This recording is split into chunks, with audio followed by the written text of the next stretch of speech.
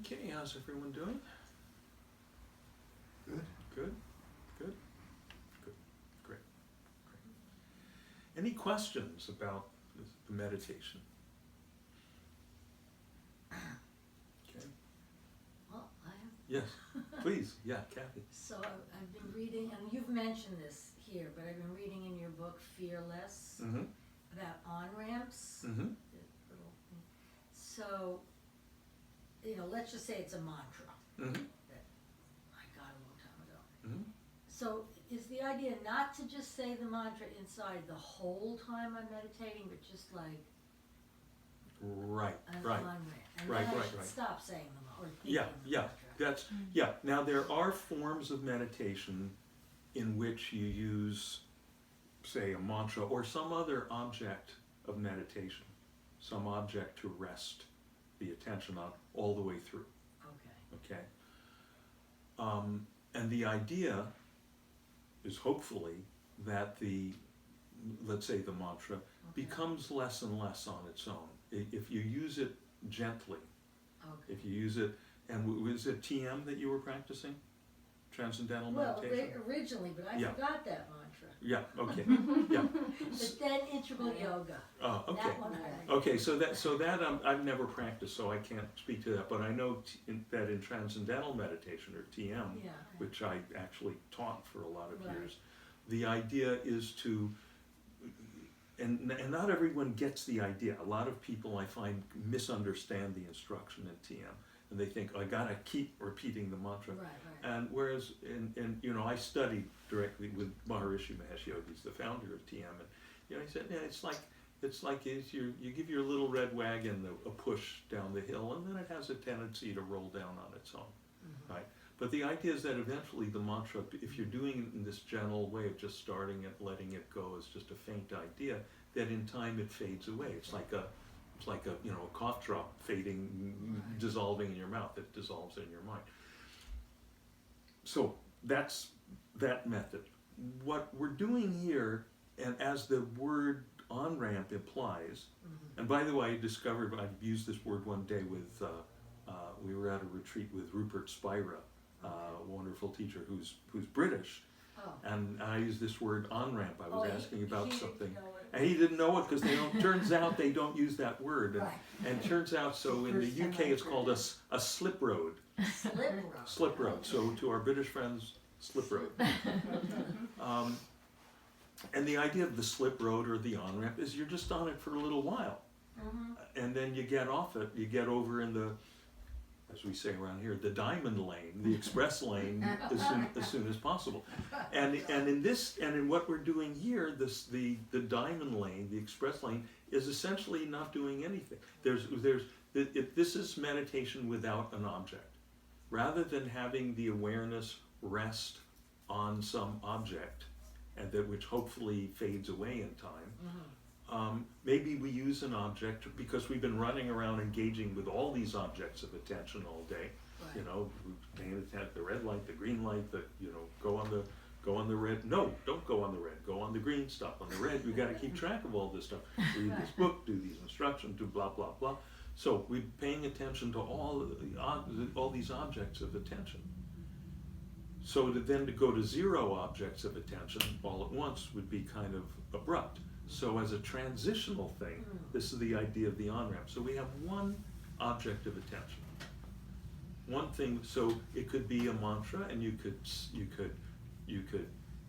chant it, sing it, mutter it, whatever works for you, whatever we were just on Saturday, we had a day-long retreat here on the Heart Sutra. All right. And which is this really very profound teaching from the Mahayana Buddhist tradition, sometimes referred to as the Cliff Notes of Enlightenment, because it tells the whole story in one page. Most of the texts, the sutras, are hundreds of pages long.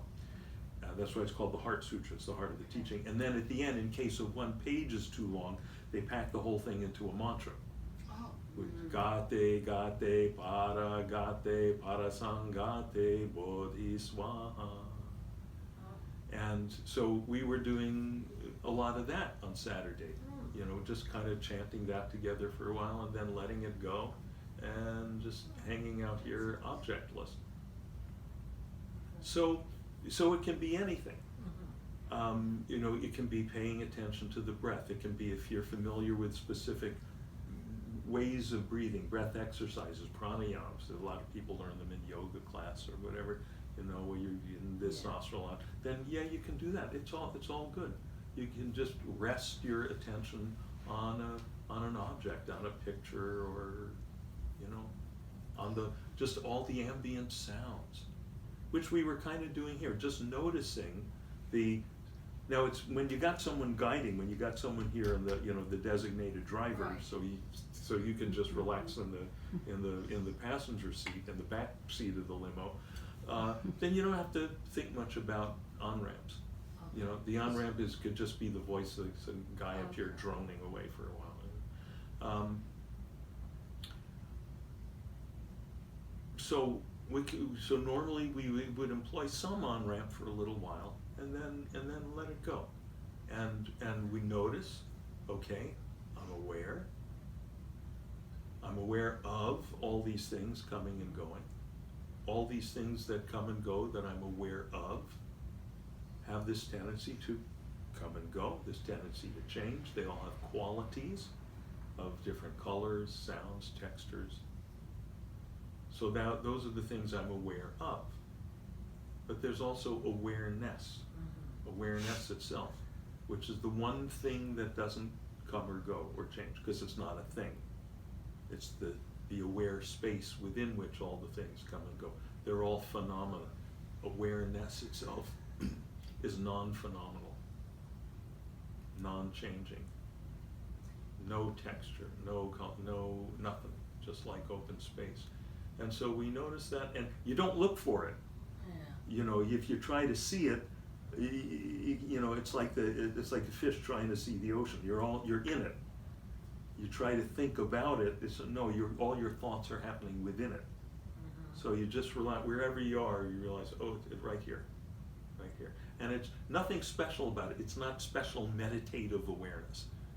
It's the same regular, ordinary, everyday, every moment awareness within which every experience in your life has taken place. When you were traveling in Japan, everything you saw, all your experiences, now we're trying this food, that was all happening within that same space of awareness.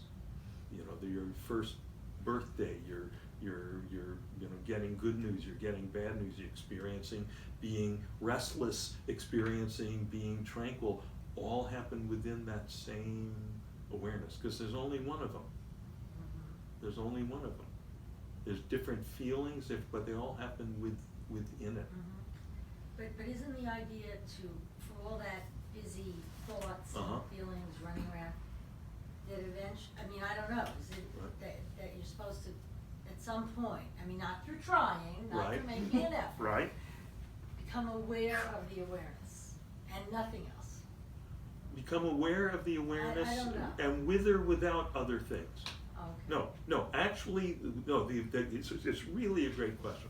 No, the point is eventually to become aware of awareness with everything else. With everything else. Okay. I mean, somebody once asked one of my teachers, you know, what's the state of awareness within which real enlightenment, where it happens? You know, and they're expecting to hear something cosmic this or infinite that. And he said, waking state. Regular, just walking around like this. You know, this is where the rubber meets the road, where all this stuff is happening, but that we don't have to abolish all this stuff in order to be aware of the natural, liberated, non-phenomenal boundlessness and boundless okayness of awareness.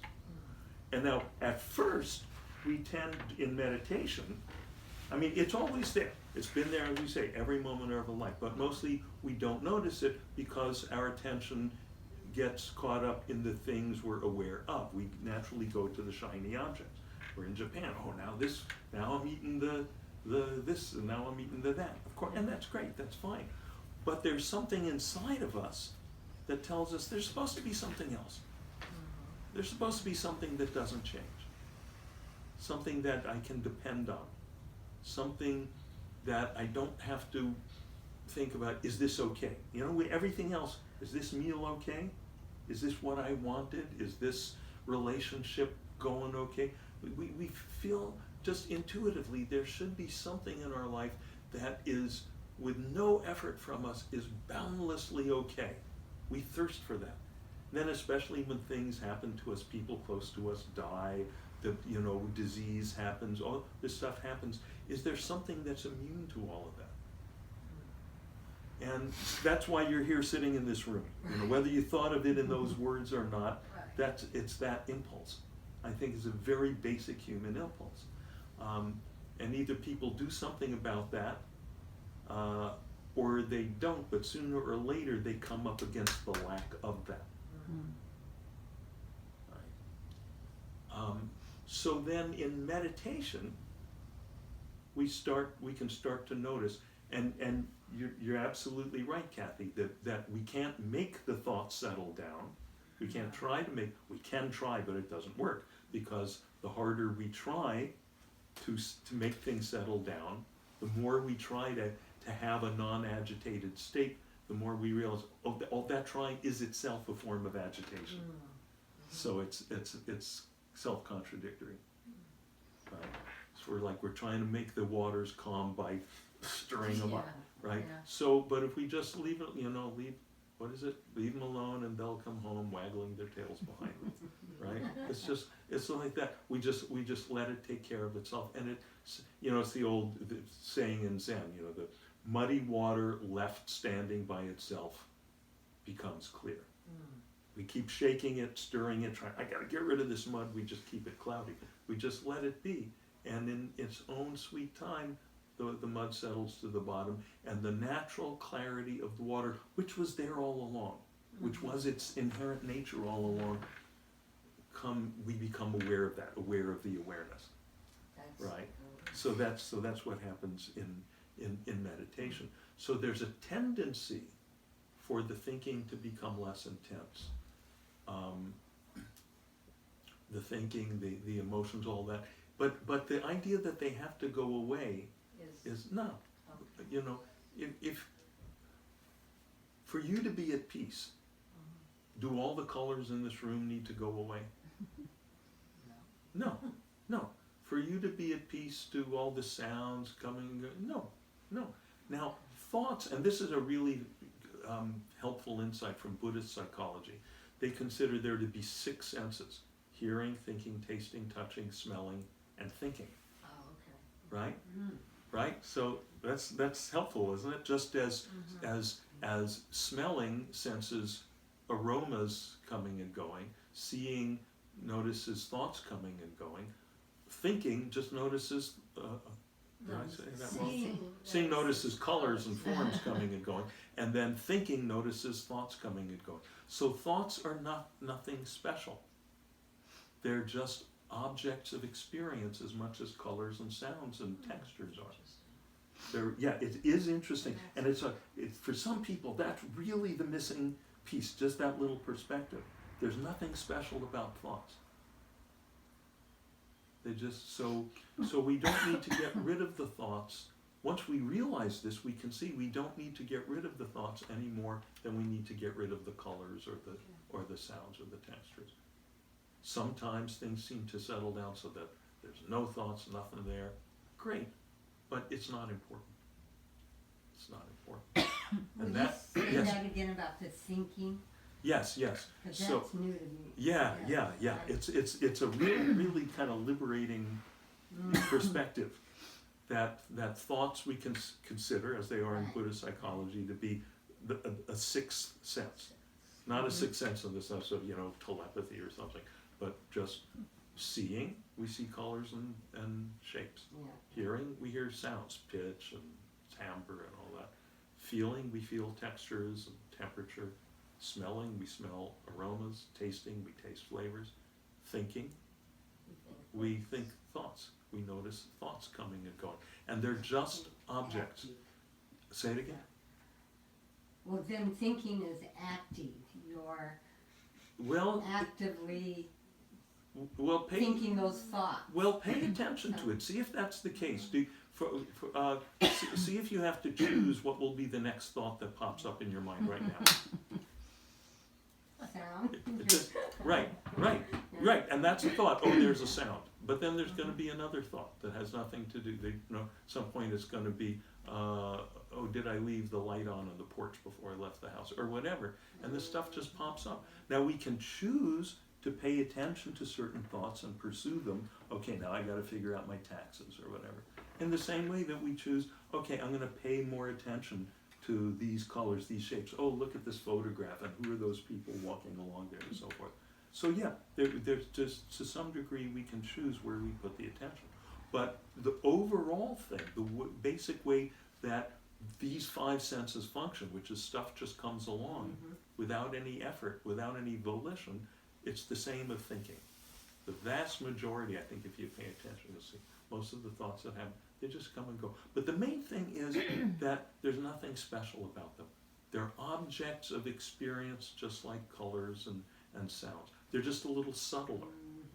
You can think of them as being like sounds, but quieter. Some are more noisy, more intense than others, but they're just things that come and go. It's all just blips on the screen. There's only two things. There's the screen and there's blips for the purposes of meditation. And we just consider all blips to be equivalent to all other blips.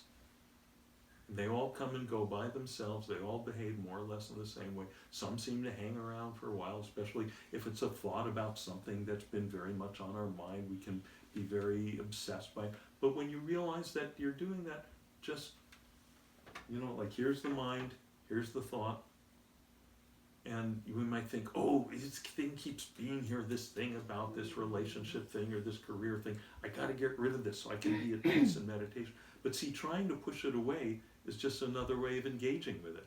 Pushing away is a form of holding on. So what we do, instead of doing that, we just do this. Relax your grip. And then when you relax your grip in its own time, it tends to fall away. But if it doesn't matter, because now the mind is open to the wonderful 360-degree spaciousness of awareness. And there's room, and in that there's room for everything. Can I ask? Yeah. About the mantra or the on-ramp, Mm-hmm. if in the middle of meditation, especially on our own when you're not guiding, and we feel like we've gone off on a whole long train of thought, obviously if we catch ourselves and we know we're on a train of thought, therefore we have already stopped that You're train. already off. But is there... Yeah, when you're really caught up in the thoughts, you don't know you're caught up in the thoughts because you're caught up in the thoughts. But is there some benefit to using an on-ramp in the middle then? Like bringing in another breath or the mantra? What are those the emergency shoulders? Oh, pull over on Yeah, the shoulder. the pull, right. Yeah, you could do that, right? Yeah, I like that. Yeah, you got the what do you call it, the pull off or something? Yeah, you could do that. If you just feel, oh God, I'm so caught up in this stuff, then you can take another big breath. And you can have the idea that the breath is not just coming out of the mouth, but coming out all your pores, 360 degrees, going out beyond the farthest horizon. And then that kind of carves out the openness of the space again, and then once again rest in that open space. But not with the idea that, okay, I gotta breathe away all the thoughts. So you could do that, yeah, you can do that anytime. Or the mantra. Or come back to the mantra for a while or something. In general, this is a big generalization, but in general, the longer you practice, the sort of less important the on-ramps become. And at first it may seem like it's really important. Oh, this is the one that really works for me. Looking at this spot in the rug, that's the place where my mind is really, is comfortable resting, or really, following the breath, doing this pranayama or doing that pranayama or something. And then as you become more and more familiar with the express lane of just being, you more and more realize any of the on-ramps are fine, or even not using any more and more is fine in general. But sometimes, you know, you might have been practicing for years and you're just really caught up in something, and so fine, you might come back to a big breath several times like that. So when it's guided meditation, Yeah. which is what we do here, Mhm. right? Mm-hmm. That's the on-ramp. Yeah. I guess. I mean, Yeah, the it took voice me. of the guide. Yeah, it took me years to figure this out, because you know I had the great fortune of sitting and being on retreat with some really profound, really awake, and as it happened, really charismatic teachers, and who often would talk in terms of, oh, there's nothing to do. We don't need any mantra. We don't need any breathing, any special breathing or all that.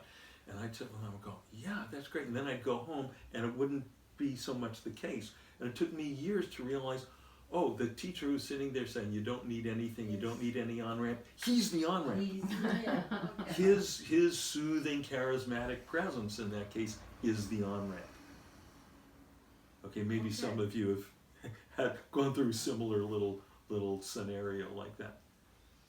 So at home, and by the way, you know, on my website, Right. You have- there's that link right from the front page to the page, Meditate Now, and it'll take you to links of, you know, guided audio meditation tracks. So you can use that at home, you know, if it's useful. Okay. Put that in your phone so you got it anywhere. Good. What else? Right. What else? So my experience with this is, it was very visual, and I just had this most beautiful, walking in some lovely purple flowers by me. And when you said space, that's when they popped up in. Mm-hmm. And then I was totally unaware until your voice come in, Mm-hmm. you know, to bring us our attention back into here. So I can't tell you what happened from the flowers to your voice. Mm-hmm. So what? Mm-hmm. I mean, it felt good. I don't know if I was asleep or what. But, Mm-hmm. Okay, good. Okay, so a couple of lovely points really that you brought up. One of them is that sometimes visual stuff will come up, sometimes auditory stuff. I'm hearing the music of the spheres, I'm hearing the celestial, the voices of the angels, or I'm hearing, what's that hum, what's that, you know, oh, am I hearing the cosmic hum, or is it a truck idling, or and we don't necessarily know what it is, and that's fine. And sometimes it seems very pleasant, sometimes maybe not so pleasant, doesn't matter. And all of these phenomena, and the you know, the teachings of the traditional teachings of people who've road tested this stuff over centuries, whether they're in India or Tibet or China or America, all the great teachers say the same thing, which is, good, whatever comes up, great, enjoy it, don't make much of it, and don't hold on to it, and particularly don't develop a set idea that, oh, successful meditation or correct meditation I know I'm doing it right when I see purple flowers, right? yeah, Right. That may never happen again, or it may happen 99 times in 100 and then never happen again, whatever. It's constantly changing depending on what's getting sorted out by the nervous system. And sometimes, in fact, the stuff that comes up can be, can seem like just, oh, I'm feeling very antsy, or I feel sudden changes in my breath, or my body twitches, or suddenly funny moods. And this has to do with release of old stresses. The neurological imprints of old traumas are getting unwound from the body, which is great. This is what's going to eventually enable us to be able to walk around 24/7, no matter what's going on, and still be aware of the boundless freedom of awareness by getting the nervous system more and more clear. So that's the one thing. The other thing, so then the flowers went away. And then, as you say, you're not sure what was going on until I Oh, yeah. till Blackout. till my voice came in. Right. And stomped on all those pretty flowers. Flowers were gone, and that was great. Um, Levitated above the flowers. yeah. Okay. But, And now, but that yeah. space of not knowing, I guess, is, yeah. There's a famous book of by a Western mystic called the Cloud of Unknowing.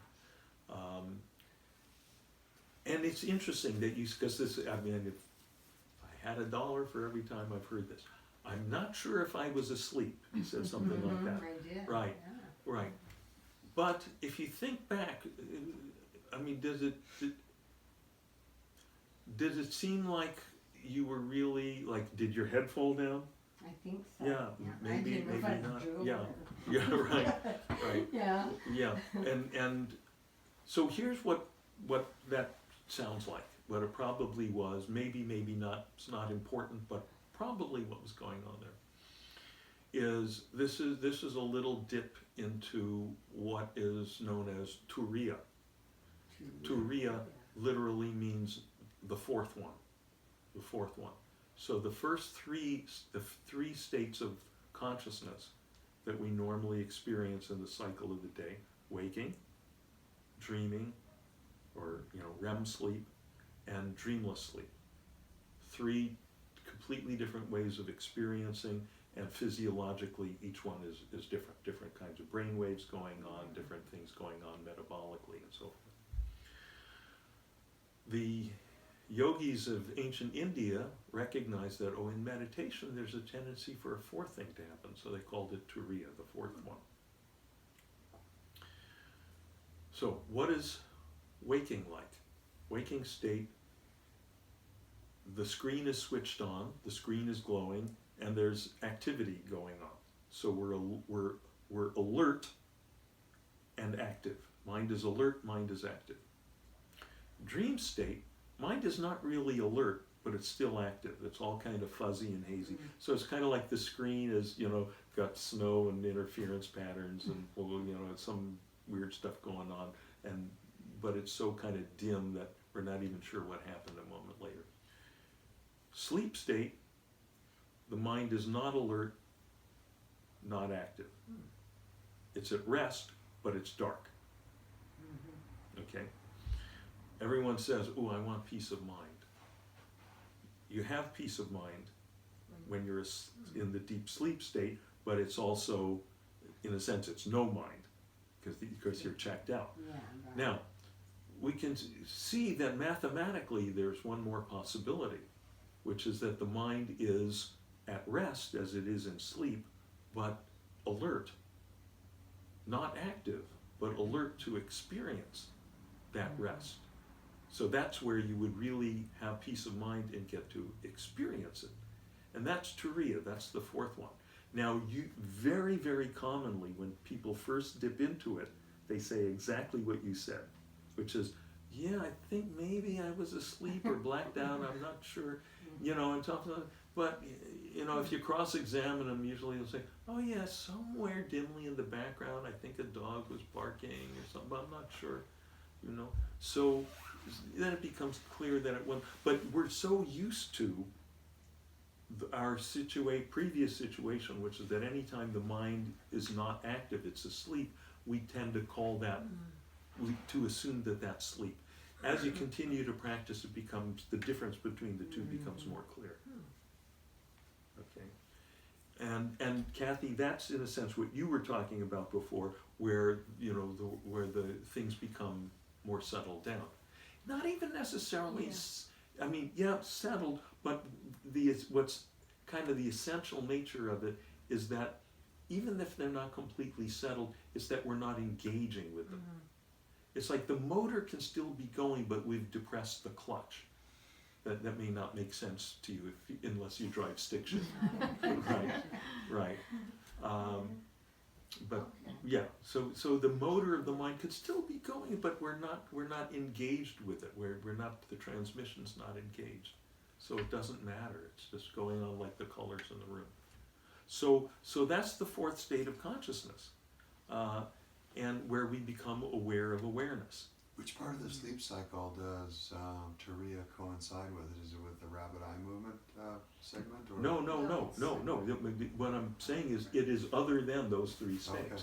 It's other than. However, there is a tendency. It does say in the old texts that whenever we're transitioning from one of the three usual states to another, there is some going through the fourth state. It's like when you shift gears, you go through neutral, right? Yeah. Yeah. I wear this Fitbit and it tells me I go through all these stages back and forth through the night, so there'd be plenty of neutrals in there. Yeah, right. Because it's constant, it changes a lot. Yeah, but again, we're usually not clearly aware of that passing through pure awareness, which would be another way of describing Turiya. Pure awareness, just awareness, aware of itself. But this stuff tends to become more clear. People, and it's different for different people. But it's common that after people have been practicing for a while, they'll start to notice that when you first wake up in the morning, it's something you can kind of just make a decision to start paying more attention to it. What happens when you first wake up in the morning? Do you really just start thinking right away? Or is there a bit you go through where it's like the screen comes on, the screen starts to glow, and then the action starts, so it's like lights, camera, action. There's that little gap. And you can start and even during the day, we think in terms of, there's this, monologue, this inner monologue of thoughts going on all the time. But there, you can start to notice that there's kind of gaps in it. Especially if a lot of people will notice this when you're doing things that don't take a lot of thought, that you get to be, and it's one of the reasons that we tend to be attracted to, okay, let's just go out and throw around the Frisbee, or let's, someone who's athletically, really athletic like you, when you're doing this stuff, you don't have to think about it, and the so-called runner's high and all that. And in a way, it's not really the runner's high, it's just the runner's normal. It's I think it's more useful to not think of it as something special. It's just noticing the ordinary, regular backdrop of boundless, open, empty awareness that's there in every moment of our life, but now it's moved a little more to the foreground because we're less engaged with the activity of thinking. So, a lot of people notice this when just walking on the beach or weeding the garden or, washing dishes. I love washing dishes. Oh, come over. They always that's Yeah. and a lot of the meditation and Buddhism. Yeah. It's like washing dishes. They always talk about it. Have you noticed that? Yeah. So Yeah. you should be okay. Like I gotta wash the dishes, but you should be like aware. Is that kind of it? Well, Aware the that you're mindful. There's usually the mindful, word that. It's okay. I So never do it. so the- I've so heard there's it over and over. so Kathy, there's no should to it. No, There's no should to it, but there is. I know you are onto something very real here, which is that these are opportunities. So instead of thinking of it as should, because then it goes, yeah, I should, but I don't, so I'm a bad meditator. And, God, I was a bad Catholic, and now I'm a bad Buddhist, and But so instead of thinking of it as should, I think it's much more productive and healthy to think of it as can. Oh, hey, I'm washing dishes. I'm washing dishes here, right? Right. And I can, I don't have to think a lot about washing dishes. I pretty much know how to do this. So I can just kind of relax into the rhythm of this and just, I'm just kind of being present with this. Not, I have to be mindful. Right. It's the opposite. It's just letting go into it. Letting go into what we did tonight, really the on-ramp tonight was just noticing the delightful effortlessness of natural experience. That we tend to think of, I gotta kind of, knock my head against the wall to make things happen moment to moment, and you don't. Things happen moment to moment. And more you find out that even in doing work and doing relationship and doing whatever you do, artistic creation or whatever, more and more it's just kind of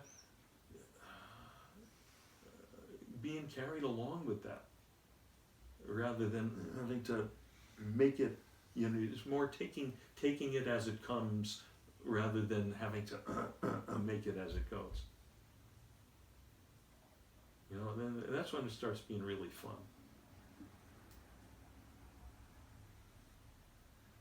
And most people have dishes that they've selected for themselves because they like them.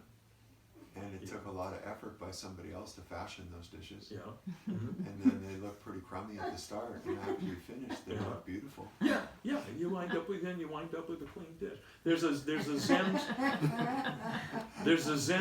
Zen story about there's the new kid, you know, the new monk, and he's shown up at the Zendo, and you know where the great Roshi, the great Zen master, is there, and he comes to, and you know he gets the meal, and then he comes up to Roshi. He says, Roshi, please teach me the first principle of Zen.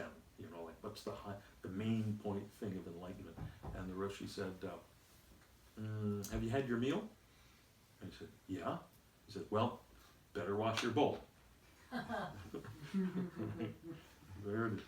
You know, it's like, and not that there's anything special about washing bowls. I mean, that's the point. It's the ordinariness of it. It could be anything. You know, it could be, have you brushed your teeth? Yeah. Well, better floss. What's the story of the chop wood, carry water? Yeah. Right. Yeah. That's the classic. It's a saying in Zen: before enlightenment, we chop wood and carry water. Right. Now, of course, in the urban civilization we live in, chopping wood and carrying water sounds very exotic.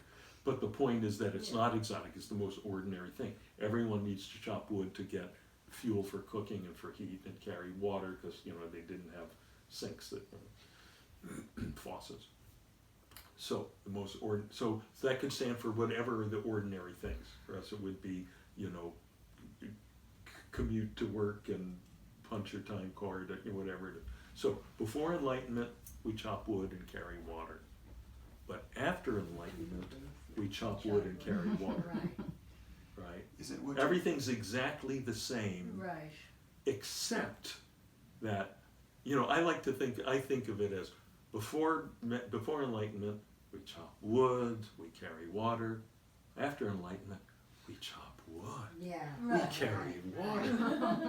Like those nuances are lost on the page, right? Everything's the same, except now it's delightful. The weight of it, the burden, the weight, oh, I got to take care of this. It's like all the weight becomes weightless. You know, the central figure on the altar behind me here is a particular aspect of Lord Shiva, who in the Hindu system is the embodiment of enlightenment, the Lord of enlightenment. And there's the one you see, he's upside down. He's like flying, he's weightless, he's upside down. And that represents, there's this whole dance of Shiva. Usually you see him in the upright dancing thing, but supposedly there's all these different steps in his dance, and this is the last step. Everything he's free, it's like being weightless. And everything, in a way, it's the same, but it's like upside down. It's the same, but it's like all the weight, all the burden has been spilled out of it. Something Well, like you're it's gone from chop wood, carry water to chop wood, carry water. It's all becoming this dance. It's all become kind of in flight. Yeah. What you're talking about, isn't it, basically, you were explaining and answering questions about the meditation that you just put us through. Mm-hmm. But now what you're talking about is taking that state into activities in life and keeping that quality. Yeah. So there's no insignificant moments. Right. There's no insignificant moments. It's not like the meditation was so great and now we're just back to back to the same old. Yeah, no, it becomes, it's chop wood, carry water. It's the brand new same old. The fresh new, part of that sense of same old, same old. See, there's only one way that things can get old and same, and that's in time, Right.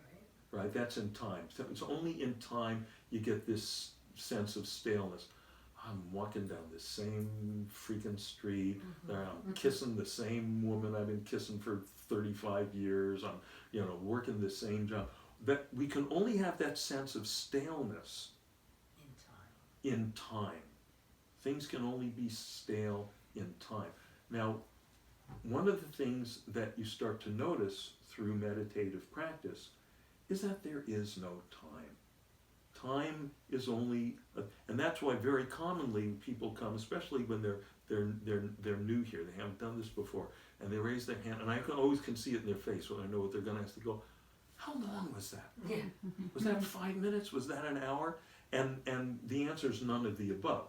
The answer is you dipped into timelessness, because time is only on the surface of the mind. Once we dip into the quieter waters underneath, it's timeless. It's timeless. And more, that quality of timelessness, which was always where everything's happening, because reach out your hand and touch time. Reach out your hand and touch the past. Touch 2 years ago. Touch 2 seconds ago. You can't do it because there's only now. Now is eternity. Eternity is not people think, oh, eternity is like a million years, and then, one more second just to make your mind go. But it's not, eternity is not long or short. Eternity is timeless, and timeless is what's going on right That's here. why the elite physicists, they say that linear time is an artificial construct. Totally. It doesn't actually work that Yeah, way. linear time. Those timelines that they made us draw in school. Right. Time is nothing like a line. A line is a thing you make in space. Right? And every time we do that, we're reinforcing our idea of time as linear, which it's not. It's just always right now. And you can just start paying attention to that. You don't have to make a big deal of it, or just know. Just look around. Where's time? There's I can't find time. I can find now. And I I can find, think- and then when more and more you do that, then there's no time for things to become stale. Then every kiss is your first kiss. Every supper is the last supper. Then you're living your life instead of, the actuality of your life instead of some line that you're imagining. But I think in the scenarios that describe it, all those moments of time that happened in the past still exist somewhere. Wow. We have no access to them, but they're still there That's, somewhere.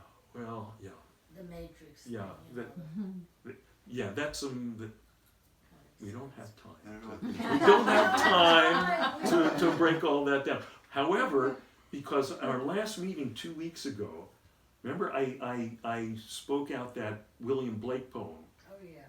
about, which you particularly Yeah, that's connected great. with. So I'm going to hit you with another Blake poem, okay? And the central image in this one is a sunflower.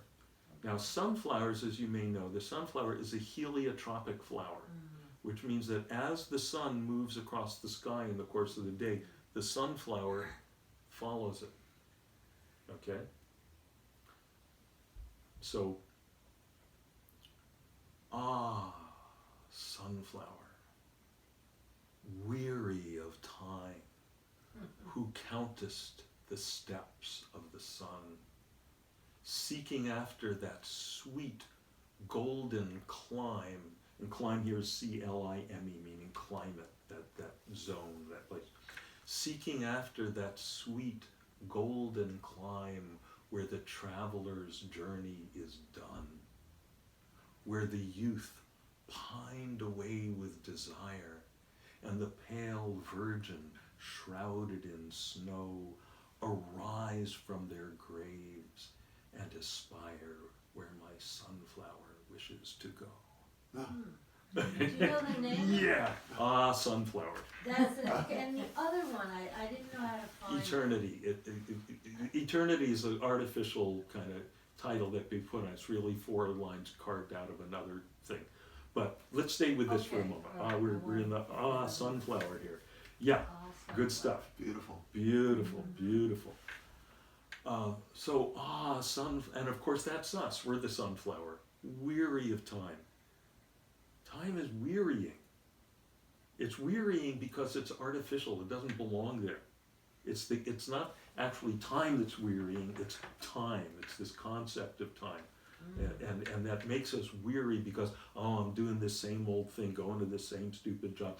But again, as you more and more wake up to the real nature of things, which is eternity, not time, it goes away. And the wearying nature, that's one, one thing that people tend to notice when they do their meditation practice regularly, it's really good to do it every day, is you have more energy. And we can explain that on many levels. One level is, well, okay, we're giving the sympathetic nervous system, which is arousing arrest, switching that off, switching on the parasympathetic nervous system, which is resting, rejuvenating. We can explain it on that level. We can explain it on the level of the beta waves of the brain receive, and the alpha waves take over. All these things. But another way to explain it is that we're more and more marinating in eternity, and both in and out of meditation, and so that wearying nature of time is fading away.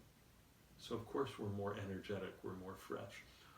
Sunflower, weary of time, who countest the steps of the sun. And that rhythm, it's just like boom, boom, countest the steps of the sun, right? Seeking after that sweet golden climb where the traveler's journey is done. See, that's our intuition. There's got to be a place where the journey, all this trudging through time, that's in Macbeth, tomorrow and tomorrow and tomorrow, tramp, tramp, tramp. Where do we get to when do we get off this treadmill? Right? And we're all seeking that. We're all the sunflower, seeking after that sweet golden climb. But of course, the clue is in the name of the flower. Sunflower. You're a sunflower.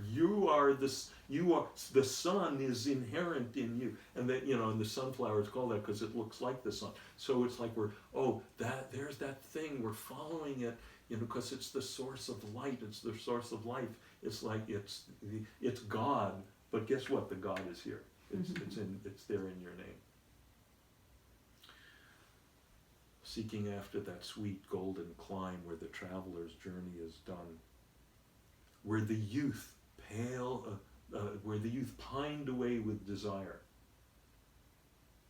Right? So that's all of us, caught up in desire. Tanha, the Buddha called it, thirst, craving. There's something I gotta have that I don't have for life to be okay, for life to be fulfilling. And we pine away with it. Oh man, I never got to fill in the blank. Whatever you're pining away for. I never got to score the big touchdown and win the big game.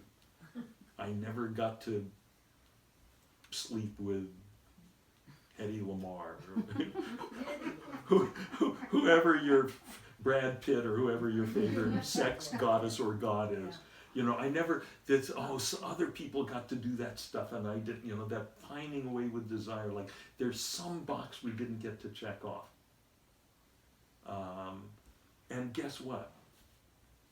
As we get more and more free of time, we get more and more that pining away goes away. We're fine because we are, as the sunflower, we are inherently the sun. There's nothing to pine for. The youth pined away with desire, and the pale virgin shrouded in snow. Right? Same thing, the pale virgin, she never got to fulfill her nature. In this case, for the sake of the metaphor, portrayed as, their reproductive nature. They died without reproducing, without, and images of death in both cases, pining away, shroud, that's the death shroud. where the youth pined away with desire, the pale virgin shrouded in snow, arise from their graves, right? This is resurrection, which symbolically, is there in all the great spiritual systems. In Christianity, it's the resurrection of the Christ on the third day. If you look closely at this figure of Lord Shiva behind me, where there he is dancing, flying, but one foot is on this little dwarf-like character. And that dwarf-like little small cramped character that's what we think we are. That's your little personality, your little body, your little time-bound, space-bound, circumstance-bound existence. It's what we thought we were, and more as you awake to eternity, awake to enlightenment, that's still there. It's just like we don't have to get rid of the thoughts, we don't have to get rid of the colors, we don't have to get rid of the form of our, day-to-day life, but more and more we just keep one foot on it, but we're dancing on it, we're flying on it. And its continued existence doesn't restrict our ability to be weightless like that. And you're learning that every time in meditation that a thought comes along or a mood or something that you think you have to get rid of, and then you don't. You remember, okay, just relax your grip on it. It's fine for it to be there, and we can experience, oh, I can be free, I can be resting in this boundless, open, sky-like nature, even in the presence of that thing. We don't have to get rid of anything. That's when we arise from our graves and aspire where my sunflower wishes to go. We find that zone, that awakeness, that enlightenment, that freedom. Okay? Yeah. So we'll do this again 2 weeks from now. What else is coming up?